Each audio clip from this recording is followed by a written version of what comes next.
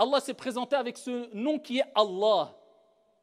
Et on retrouve ce nom, le nom d'Allah qui est exclusivement réservé à Dieu, à Allah, eh bien dans les endroits les plus importants, ad-du'a. Le prophète alayhi salatu wasalam a entendu une personne qui a dit Allahumma inni as'aluka anni ashhadu annaka anta Allah, la ilaha illa ant.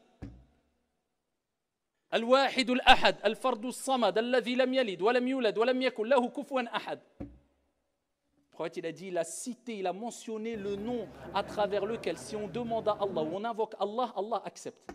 Et dedans il y a quoi? Surat al-Ikhlas dans cette dua. Et dans cette dua on retrouve quoi? Allahumma inni as'aluka anni ashhadu annaka anta Allah. Le verset le plus important du Coran, c'est quoi? Ayatul Kursi.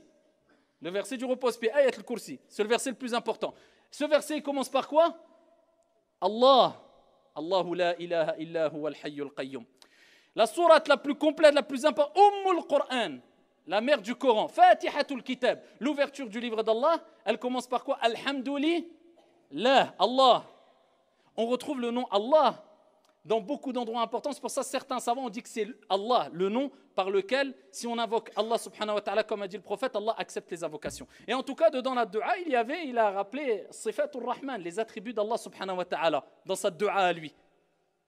Eh bien, Allah azza wa jal se présente en disant, c'est moi Allah. Et Allah, c'est un nom d'Allah. Allah a plusieurs noms. Al-Karim, Al-Hamid, Al-Majid. Et quelqu'un peut s'appeler Karim, peut s'appeler Hamid, peut s'appeler... Mais par contre, Allah, c'est un nom d'Allah Jalla wa ala qui est exclusif à lui. Pour rappeler vraiment l'unicité. Qul huwa Allahu ahad. Allah s'est présenté avec ce nom qui est Allah. L'exclusivité à Dieu. Qul huwa dit, c'est lui Allahu ahad. L'unique. Allahu samad. C'est lui l'absolu. C'est quoi as-samad? C'est celui dont tout le monde dépend et implore l'aide alors que lui ne dépend de personne. C'est pour cela qu'on voit même des gens qui te disent « je ne crois pas », eh bien la fitra, comme on le dit souvent, c'est-à-dire cette nature saine qui a été mise en chacun des êtres humains, qui quelquefois chez certains elle s'est quasiment éteinte, etc., qui reprend le dessus quand il y a des situations où on sait que eh bien même l'homme le plus fort, même l'homme le plus riche, l'homme le plus intelligent ne peut nous aider. Situation catastrophique. Et les gens qui ne croient pas disent « oh my God, oh mon Dieu ». Quoi la fitra? Parce que quoi? Allahu samad. Et malheureusement, c'est qu'aujourd'hui, on ne comprend pas bien c'est quoi as-samad.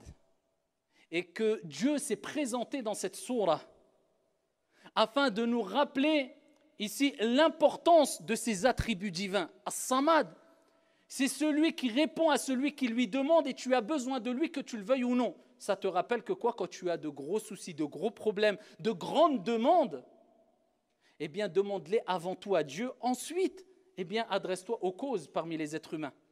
Mais demande-le à Dieu avec ardeur, avec ferveur, avec conviction, avec le cœur, avec pureté dans ton intention et dans ta demande.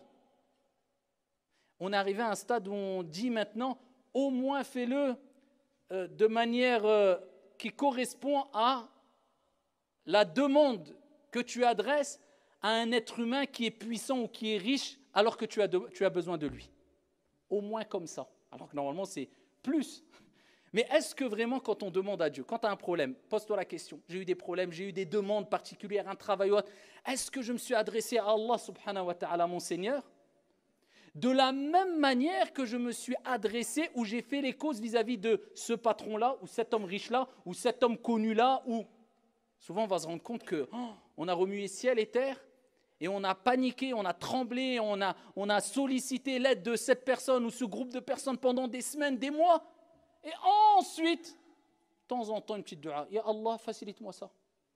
3 secondes pour As-Samad et 3 mois de cause pour Al-Abd, Al-Da'if. Avons-nous compris c'est quoi As-Samad? C'est d'abord à Dieu, on ne frappe à la porte d'Allah subhanahu wa ta'ala avant tout. Et on l'implore avec ferveur, de manière dévouée.